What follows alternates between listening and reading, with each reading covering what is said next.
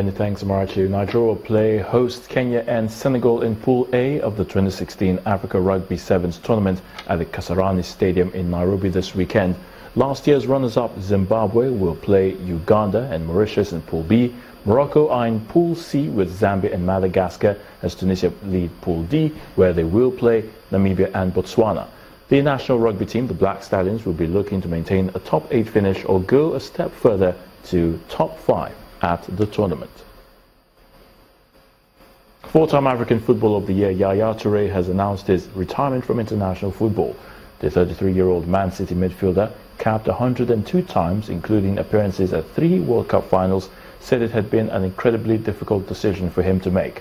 Toure was part of the golden generation of Cote d'Ivoire players such as Didier Drogba, his brother Kolo Toure and Gervinho that won the African Nations Cup in 2015, their first since 1992.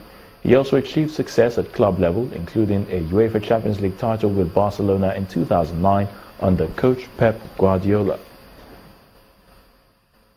Meanwhile, Man City manager Pep Guardiola says he will not pick Yaya Toure until he apologizes to the club and his teammates for comments made by his agent. Toure has made 1 appearance for City this season and was left out of their Champions League squad. His agent, Dimitri Silic, said the midfielder had been humiliated and Guardiola should apologize to him if City do not win the competition. The Spaniard also wants an apology from Silic. Tokyo has begun decorating its downtown main streets as preparations begin 4 years ahead of the 2020 Olympic and Paralympic Games coming to the Japanese capital.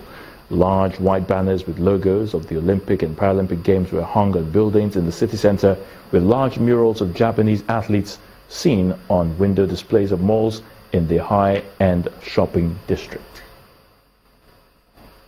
And that's a wrap in sports news. I'm Ayotunde Balogun. The News at 10 continues shortly.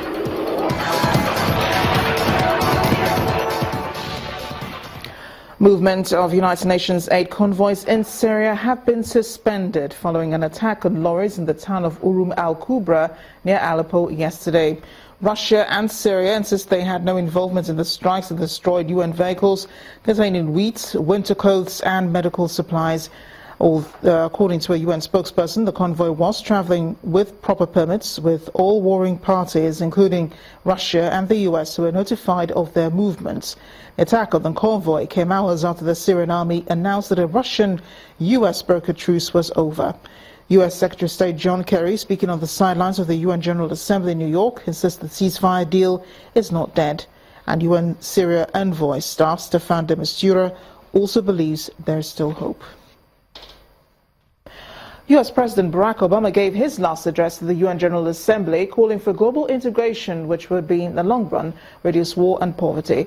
He called for what he called a course correction to ensure that extremism and violence do not drive countries into a more divided world. He also asked countries to help bridge the gap between the rich and the poor by working towards the establishment of strong democratic institutions. We need new models for the global marketplace, models that are inclusive and sustainable. And in the same way, we need models of governance that are inclusive and accountable to ordinary people.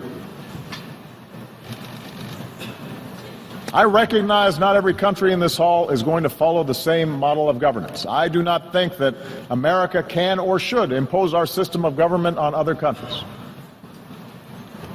But there appears to be a growing contest between authoritarianism and liberalism right now. And I want everybody to understand, I am not neutral in that contest. I believe in a liberal political order.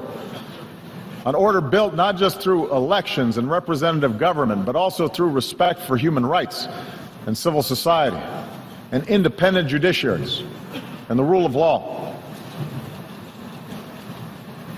I know that some countries which now recognize the power of free markets still reject the model of free societies. And perhaps those of us who have been promoting democracy feel somewhat discouraged since the end of the Cold War, because we've learned that liberal democracy will not just wash across the globe in a single wave. It turns out building accountable institutions is hard work, the work of generations. The gains are often fragile. Sometimes we take one step forward and then two steps back. In countries held together by borders drawn by colonial powers, with ethnic enclaves and tribal divisions, politics and elections can sometimes appear to be a zero-sum game. And so, given the difficulty in forging true democracy in the face of these pressures, it's no surprise that some argue the future favors the strong man, a top-down model, rather than strong democratic institutions. But I believe this thinking is wrong. I believe the road of true democracy remains the better path. U.S. President Barack Obama. At the main news again, the Central Bank of Nigeria's Monetary Policy Committee meeting today retained the current levels of monetary policy instruments and indicators in order to forestall inflation. Also today, at the UN General Assembly, President Buhari reaffirmed Nigeria's commitment to the war against terrorism, as well as youth development and reformation of the UN Security Council, with the inclusion of a permanent seat for Africa. U.S. President Barack Obama commended President Buhari's efforts in the fight against corruption and terrorism. That's the news at 10 tonight. Thank you for watching. I am Amarachi Rubani. Good night.